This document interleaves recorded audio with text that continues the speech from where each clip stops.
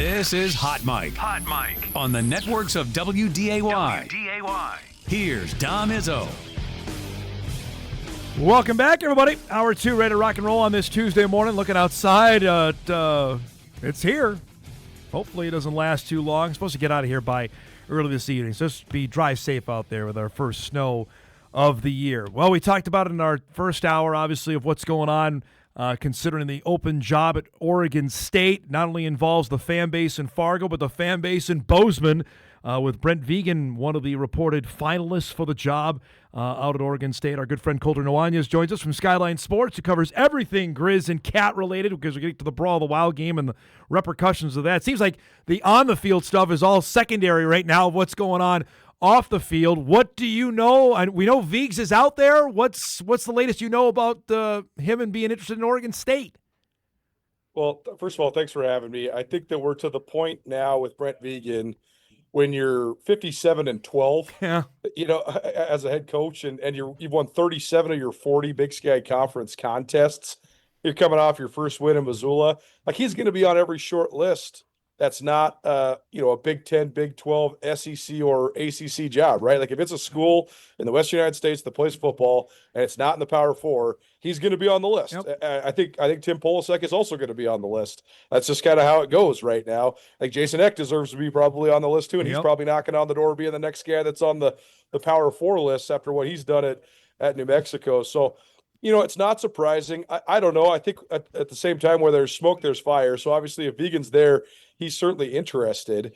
I also want to know, like, how interested, right? You know him. He's a pretty tempered guy. Like, he's very good at sort of dissecting the pros and cons of a situation. Because on one hand, you say, okay, Oregon State, they're going to be in the new Pac-12, whatever that means. That's probably a better job than an FCS job in its totality. They're going to pay you more than $1 million. Okay. But on the other hand, what's the momentum like of the program? And you're taking over for a guy like Trent Bray, who was making $2.2 million to not win a game by the time he got fired. It's a pretty good gig, if you ask me. But is Vigen willing to take half of what the guy before him was getting paid to do the exact same job? Right. I don't know, right? And the other thing is, you look at the base salaries in Montana, they're low. It's just like North Dakota. It's just like South Dakota. But Montana State's done a great job of incentivizing Brent Vigen.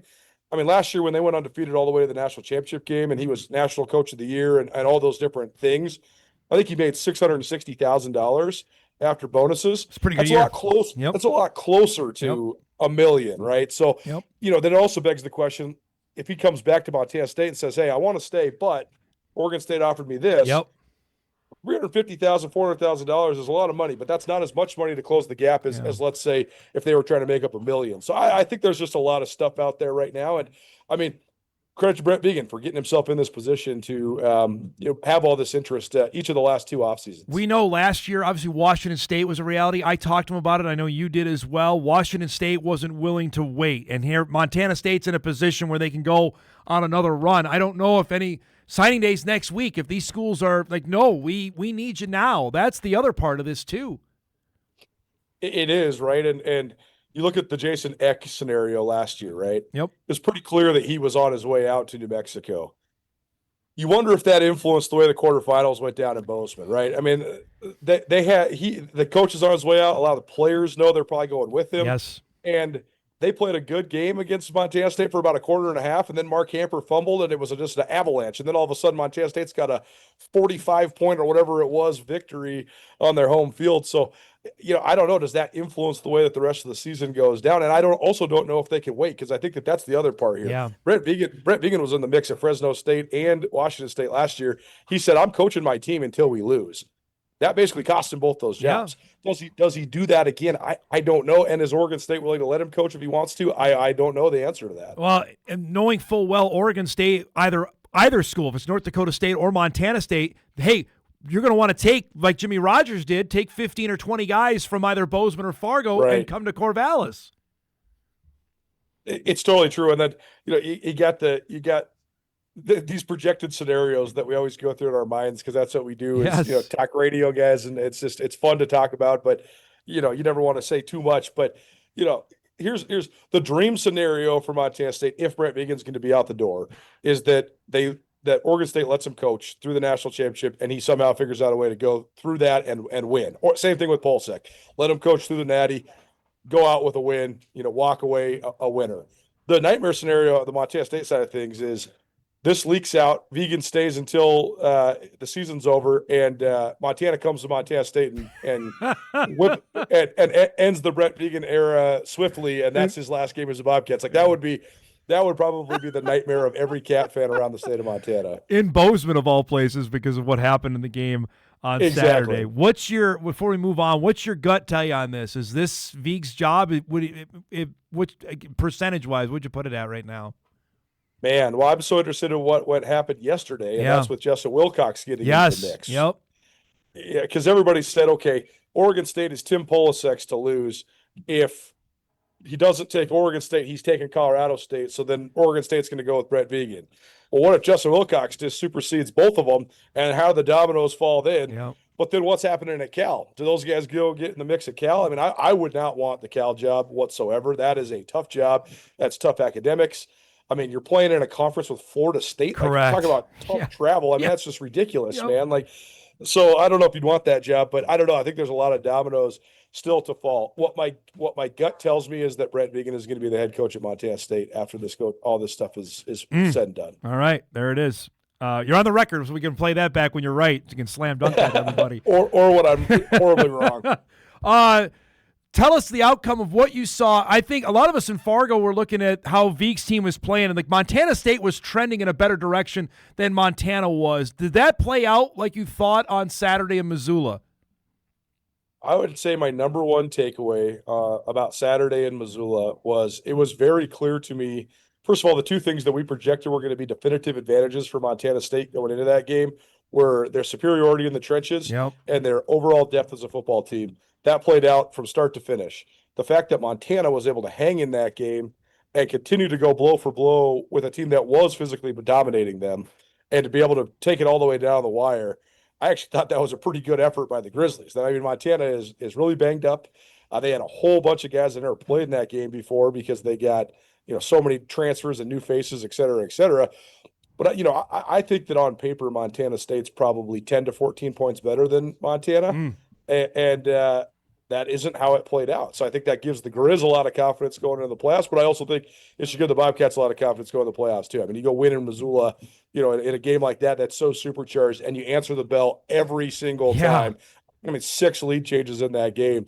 That's a Brent Vigen masterpiece right there, and they deserve a ton of credit for being so well prepared and so tough in that game. I think how they won it too. They got a pick 6. They blocked a field goal. That's monster when you do, especially on the road when you go and do that. Well, and Montana goes down 10, and then Eli Gilman does his Eli Gilman stuff, and he rips off a 52-yard touchdown, and the place is going crazy. I mean, it's sideways. It's so loud. And Montana State gets the ball back, and Vigen says, we're not getting them the ball back. And you march down the field, 7-minute drive. You convert 3 third downs. You convert a 4th down. I mean, how about that? Vigen goes for it on 4th down in the national championship game, and it backfires on him. Then he goes for it on a 4th down, a 4th and 1 in the South Dakota State game, second week of the season. Doesn't get it. He runs the exact same play, exact same formation in Missoula, and they get it. I mean, talk about all right, here's the progress that we've made. That was pretty good. And so for Montana State to salt that game away like that, converting all those 3rd downs, and the Grizzly defense couldn't get off the field, I think that's pretty vindicating for MSU. I'm interested how Montanans took this on Sunday when they saw the bracket come out, because I think both fan base has reason to be upset that first Montana State, okay, they got the 2, but there's a potential for Bo Brungard to come out there, and we saw it firsthand. He can win a game almost by himself. And then Montana on the other end, okay, if they got the 3, but they may have to get the Jackrabbits right off the hop. That neither one, I thought, got a draw that was becoming of being the 2nd or 3rd seed, in my opinion. Yeah, it's really interesting to me how much Youngstown State has sort of flown under the radar. But you look at their losses. I mean, they only lost by 8 to North Dakota State. They only lost by 5 to South Dakota State, and then they kind of got beat up on by North Dakota. And then one of the losses to Michigan State, where Brumgard played great in that game too. Yeah. That's pretty. I mean, you're talking about quality losses. Those are quality losses. People in Montana just didn't seem to know much about Youngstown State, but certainly people are well aware of everything that has Dakota attached to it in the name. So I think that, in terms of the reaction, I think the Montana people were like, oh, shoot, we got to play the same team that's knocked us out of the playoffs the last 2 years. Yep. A team that's won national championships in recent years. On the other hand, though, you get them at home, you get them when they're banged up. And then, on the Montana State side, I mean, this is my elitist opinion. Youngstown State, North Dakota, even Northern Arizona, Sac State, Idaho State, all those teams would win half these leagues that have auto bids. Correct. I mean, Youngstown State is they're going to go in and they're going to win the Patriot League, the NEC, the Pioneer, the Ohio Valley. They're going to win all these leagues. Yep. So are you actually getting the best teams? I don't know. I think a lot of these teams from the other leagues are overseeded, but also I understand. Like, if you go undefeated, you go undefeated. Yeah. Okay, you probably deserve a top. But like, who's winning a game straight up? Stephen F. Austin or Youngstown State, right? Like, North Dakota Mercer is going to be a throwdown, and North Dakota wasn't even a seeded team. Yeah. So I think that if you're going to have any regionality to the draw, it's always going to be a tough draw. But I also lean on the fact that, hey, it's the playoffs. You get a bye in the playoffs, you're going to be playing a top 16 team. So, if Youngstown State's somewhere between the 8th and 15th team in the country, okay, you're still the number 2 seed if you're Montana State, so go take care of business. That's the other thing. Teams in the playoffs don't lose at home. No. So you're right. Not the top 4 seeds. So I think even if you got a tough draw, it is what it is. And I think both Montana schools have still positioned themselves to make runs. Tell me about Davis. You saw them up close a couple weeks ago. We tried to stay up late to watch the Saturday night game in Bozeman. They ended up getting the 8. I was surprised at that, considering they had the one less game against Mercer didn't end up hurting them in the end. They finished 8-3. Yeah, and first of all, I think masterful job by Tim Plow. They've had 15 season-ending injuries, including to their 2 best defensive players. I mean, talk about terrible luck and bad decision-making. Rex Connors, who's the best defensive player in the Big Sky Conference, he gets hurt on he's a safety. He gets hurt on a wildcat 2-point conversion play against Weber State. I mean, come on, man. Like, you've probably been begging coach for 4 years to let you have one, and you're winning in a game, and then you bust your collarbone, you're out for the year. Like, come on, man, that's crazy. But to be able to navigate all the injuries and to be able to do it with the redshirt freshman quarterback and Caden Pinnock, pretty impressive.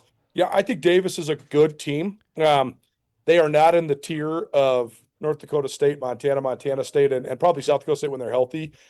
I would probably think they're probably not even the same tier as North Dakota. I don't know. I didn't follow North Dakota as much after the first half of the season. I don't know how that team finished 7-5. I think they're pretty dang good. Yeah, they had all their 5 losses were by 17 points. So I mean, they were in that's what got them into the tournament. But frankly, that they had the number 1 strength of schedule. That's what got them into the field. And there's people thinking they can make some hay on their side. I have to ask you before we let you go. The universal hatred of Sac State, did that flow throughout the Big Sky this year? Did you see that up close? It was the wildest thing I've ever seen, Dom. Like, at the Big Sky kickoff. Yeah. First of all, these guys roll into media days wearing cowboy hats. That's Montana State's thing. Yeah. Montana State is in a cowboy state. Correct. It used to be a cowboy town. And I mean, Montana State has real cowboys on their team. I mean, their captain last year is literally a cowboy from Millstone, Montana. So when the guys from California roll in there wearing cowboy hats, the Montana State guys are like, what is going on here? And then they were like totally avoidant of everybody. Mm-hmm. Like they only did their required like Scripps Sports TV media. They were like absent of, all of the media table. It was so bizarre, man. And then, you double down and you start a fight with Montana before you get your butt whipped on national TV. Yep. Then you triple down and you blame it on the refs. Then you quadruple down and you get a free win from the officials. And it was just like the whole league was. I mean, the whole league was like, hey, don't let the door hit you, man. See you guys later. Have fun with your 4 games on your schedule next year. It was like the number 1 thing that's ever brought the Big Sky Conference together. Everybody was on the same page. It was pretty interesting to watch. Will anybody schedule them? Because they need games. Apparently, they're going to be FBI. Like, is anybody in the conference going to schedule them? That's so interesting, right? Because if they actually get FBS designation, but they can't fill games, is there a scenario where they have to come to Missoula or Bozeman or Davis, right? Like, what happens to the Cosway Classic? Yeah. Is that game a game that's continued to be played? And if so, if it's scheduled at Davis's place, does Davis have to pay an FBS school to come to their house? But then do you get to beat an FBS team on your home field? Yeah, true. Like, I mean, If they do get FBS designation and I'm Montana or Montana State, I'm going all in. I'm saying, hey, we're going to pay you an FCS rate to come here. We'll pay you $200,000 to come to our place, and then see if you can get an FBS win on your home field, because I think that would be so advantageous. But I don't know what they're going to do. The president's talked all this mess about how they're going to be in an FBS conference. I just don't see it. I don't know where. I don't know how. I think they've really dug themselves a hole. It's great to see you, bud. I know you're busy all week. Have a great holiday and enjoy the playoffs. We'll talk down the road, okay? Hey, thanks for having me. I listen almost every day. You guys are the best. Thanks, bud. There he goes. Colter Nuanez joining us from Skyline Sports out in Montana. Give us the lowdown on what Vigen status is there at Montana State and getting ready for the playoffs. All the Big Sky teams all got seeded. Cats got the 2, Grizz got the 3, Davis got the 8. So unlike the Valley, they have the weekend off, where the Valley has 5 teams playing this weekend. All right, we got to get caught up. We got a bunch of emails. Apparently we've stirred up the hornet's nest on the pie chatter. Much more as we roll on. Jason Kemp coming up in about 15 minutes as well. We'll talk some Dragon Hoops as we roll on a snowy Tuesday morning. We're back after this.